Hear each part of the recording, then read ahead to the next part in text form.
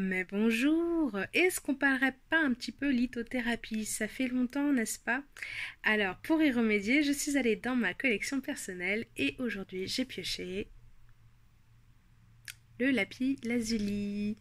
Alors, lapis lazuli, donc, ben, le nom est dans le nom, enfin l'étymologie est dans son nom. Lapis, la pierre, lazuli, le bleu, ça vient de l'arabe, la pierre bleue. Ah ouais, je vous accorde des fois pour les noms de pierres, on va pas bien loin. Donc du coup le lapis lazuli, Kezako lapis lazuli, c'est une pierre que c'est marrant quand je parle de lapis lazuli à certains, on l'associe souvent à la sodalite parce que oui elles sont bleues toutes les deux, mais elles ont quand même des petites différences, sinon ça paraît pas pareil, enfin ça paraît pareil sinon. Je vous rappelle que sodalite vient de soda, enfin c'est un nom pareil à inventer, soda, sodium. Et justement, voilà, peut-être pourquoi on les associe facilement. Effectivement, aussi de la lapis c'est du silicate soufré d'aluminium et de sodium. Je vous donnerai pas la formule complète, je suis pas capable de la lire, elle est trop à rallonge. On est loin du SCO2, des quartz. Donc du coup les couleurs sont le bleu. C'est pas toujours les mêmes bleus, c'est pour ça que oui elles se ressemblent, mais on parle de pierre naturelle parce que oui après je vous donnerai un petit truc pour reconnaître une pierre de lapis lazuli teintée ou pas. Elles se ressemblent oui et non, le lapis lazuli et la sodalite, mais elles sont bleues. Oui, c'est sûr qu'à côté d'une chalcédoine, elles sont très bleues, mais je trouve qu'elles ont un petit bleu un petit peu différent. Et donc, du coup, aussi, bah, la différence majeure, c'est que dans le lapis lazuli, on trouve énormément de pyrites. Alors, la mienne est un très mauvais exemple. Elle en a, mais très peu. Donc quand vous voyez des petits reflets qui brillent sur votre lapis lazuli, c'est de la pyrite et les taches blanches, c'est de la calcite. Et on est sur une dureté de 5-6, donc c'est une pierre que on retrouve facilement quand même en bijouterie, qui est quand même résistante, mais pas trop, on peut la tailler sans la casser et sans casser ses outils. Et là, depuis tout à l'heure, quand j'ai commencé à vous parler de la lapis-lazuli, vous avez dû avoir des images qui vous sont venues en tête. Je suis à peu près sûre qu'il y a au moins une personne ou deux qui auront pensé à l'Égypte, et c'est tout à fait normal, car le lapis-lazuli était considéré comme la pierre des dieux par excellence dans l'Égypte antique. Mais on peut remonter encore plus loin que ça dans l'histoire du lapis lazuli. C'est une pierre millénaire, enfin c'est une pierre qui appartient à l'histoire de l'homme depuis très longtemps, puisqu'on retrouve déjà des bijoux du temps de la préhistoire. Je ne saurais pas dire, je n'ai pas cette connaissance à ce niveau-là pour savoir à quelle époque du préhistorique on trouve des premiers bijoux, mais vous savez que c'est comme tout, premier réflexe même très enfantin, vous avez une pierre avec un trou, vous mettez quelque chose qui s'apparente à une cordelette, je sais pas ce qu'ils utilisaient, si c'était du bois souple, du roseau, je sais pas quoi, enfin, on crée très facilement un bijou en lui mettant un trou, et pour ceux qui ont eu la box du mois dernier, donc sur la fluorite.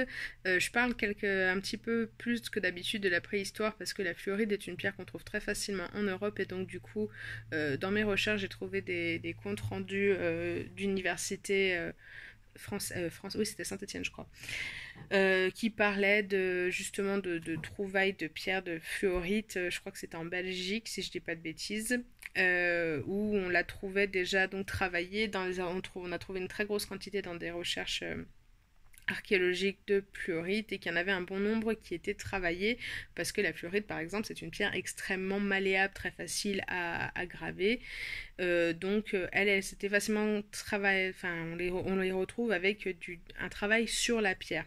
Il faut se rappeler que oui on est au temps préhistorique, donc on ne travaille pas encore le métal. Et le lapis lazuli, faudrait que je cherche si ça t'intéresse, mais là tout de suite je n'ai pas croisé que c'était des pierres taillées, enfin incisées volontairement, peut-être percées oui, mais volontairement, mais pas taillées. J'ai pas la réponse, donc parce qu'on est sur une dureté 5-6 et je me rends pas compte si avec un silex on peut faire quelque chose. On est sur un système cubique. Et qu'est-ce qu'on peut dire d'autre? Il y a une autre façon de penser au lapis lazuli, si vous vous intéressez un peu à l'histoire, si vous vous intéressez à la peinture, vous savez sans doute déjà, vous, que le tube sur lequel on presse et que la peinture sort est une invention extrêmement récente qui a pas plus de 150 ans, je crois, puisqu'il me semble que Cézanne a commencé à peindre sans ces tubes et que c'est après qu'il a pu profiter des tubes de peinture. Donc ouais, 19e, 20e quoi. Donc avant, comment on faisait comme on a fait depuis le départ, on a pilé des choses, en général de la pierre, pour avoir de la teinture, enfin avoir de la poudre qu'on allait mélanger avec certains liants. Je n'ai pas de connaissances à ce niveau-là, donc je ne vais pas prononcer le nom d'un liant. Je pense qu'il y a sûrement de l'eau et puis il doit y avoir beaucoup d'autres choses qu'on mélange donc avec nos pigments et on fait de la peinture. Et donc du coup, dès le Moyen-Âge, un des bleus qu'on pouvait travailler, c'était avec du lapis-lazuli. Et je crois que par malchance, c'est fait partie de toutes ces pierres un peu chères parce qu'il me semble qu'il y a le cobalt aussi qui servait comme ça. Et c'est pour ça que d'ailleurs, c'est juste la Vierge et les rois qui avaient du bleu sur leurs vêtements parce que c'était un pigment extrêmement cher. Et donc voilà, petite digression picturale avant de parler de lithothérapie. Donc pourquoi j'ai commencé à vous parler sodalite en même temps que je parle de lapis-lazuli? Parce que du coup, ce sont des pierres. Quand je vous donne des choses comme ça, il y a des choses que je vais chercher dans les livres à droite à gauche, mais je parle aussi par rapport à mon expérience. Sinon, c'est pas très utile. Enfin, je vous enverrai juste lire un dictionnaire de lithothérapie, quoi, sinon.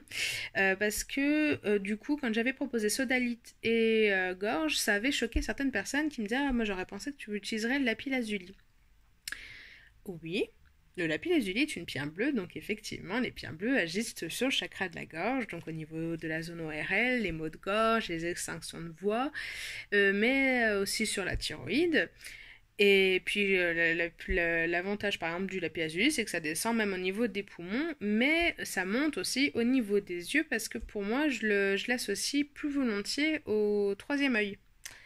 Et les pierres bleues aussi en général, hein, je crois que par exemple la turquoise, ça se trouve dans des livres de médecine antique, des élixirs de turquoise pour les conjonctivites, c'était déjà utilisé, hein, c'est pas juste la lapis-lazuli.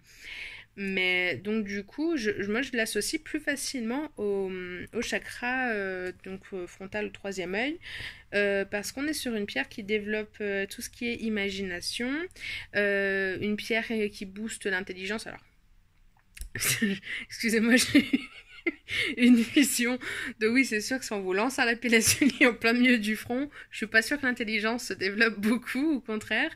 Mais pardon. Mais donc du coup, c'est une pierre voilà, qui stimule la créativité et l'intelligence. C'est une pierre qu'on utilise aussi pour tout ce qui est introspection, très facile à utiliser pour la méditation par exemple. Et du coup, si on va dans ces zones-là, on peut aussi dire que ça agit au niveau du coronal, donc le dernier chakra en haut de notre tête. Et c'est une pierre qui aide à stabiliser l'esprit. Et donc du coup, quand on a l'esprit stabilisé, eh ben, on arrive à s'élever tranquillement, sans danger, parce que comme je dis, comme toujours, faut avoir les pieds sur terre pour pouvoir avoir la tête en l'air en toute sécurité. Si ça vous prend de vouloir vous servir d'une pierre quand je vous dis que c'est pour tel chakra, et que vous avez envie que ce soit par exemple le racine et le sacré, ne vous en privez pas. Si la pierre vous inspire ça, c'est qu'elle a quelque chose à vous apporter. Je ne suis pas la Bible, personne n'est la Bible en lithothérapie. C'est l'expérience qui prime avant tout. Si vous avez une affinité avec une pierre et qu'on vous dit non, c'est pas possible parce qu'elle ne sert pas à ça, et ben prenez la pierre et lancez-la effectivement pour développer un peu l'intelligence de la personne. On ne sait jamais, là peut-être que ça marchera. C'est une pierre aussi très positive, le lapis-lazuli. Elle aide beaucoup les personnes un peu anxieuses, enfin un peu, voire beaucoup anxieuses, parce qu'on peut aller même jusqu'au stade de la dépression. Elle peut être une belle béquille.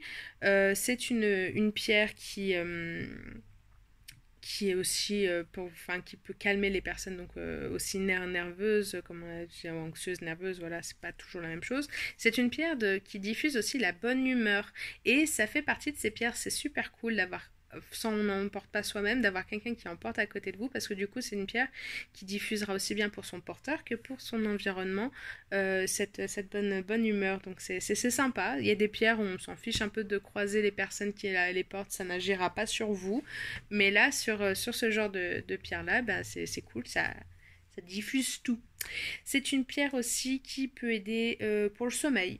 C'est vrai que moi je pense souvent à la métisse parce qu'elle marche avec moi, mais si par exemple la métisse ne vous parle pas, vous pouvez tenter le lapis-lazuli. Alors comme d'habitude, quand on parle d'une pierre qui aide le sommeil, c'est tout simple, on la met sous son oreiller et ou sinon à côté sur la table de nuit. Et moi c'est ce que je dis pour quand on me demande pour les enfants. J'aime pas trop l'idée qu'il y ait une pierre qui se balade dans un lit d'enfant, mais bon, après chacun fait comme il veut. Et donc du coup, voilà, vous dormez sur votre pierre et ça devrait aussi pouvoir vous le calmer. Ça pareil, il n'y a pas de réponse miracle. Si vous voulez d'autres pierres pour le sommeil, il y en a toute une panoplie. Enfin, de toute façon, du moment qu'une pierre calme à la base, bah, il n'y a pas de raison de ne pas s'en servir pour dormir. Par contre, je vous déconseille de vous mettre un œil d'apache pendant que vous dormez, sinon vous risquez de faire de beaux cauchemars. Ou une obsidienne aussi, c'est assez violent pour certains pendant le sommeil. Qu'est-ce que je peux vous raconter encore sur le lapis-lazuli? Bah écoutez, ah oui, je vous ai dit que j'allais vous donner un petit truc pour comment savoir si votre lapis-lazuli est teinté ou non, parce que ça effectivement c'est une fraude qu'on trouve beaucoup. Alors, j'en reparlais hier avec quelqu'un. En soi, euh, on n'est pas sur, comment dire, on n'est pas sur des médicaments. On n'est pas sur quelque chose de, comment dire,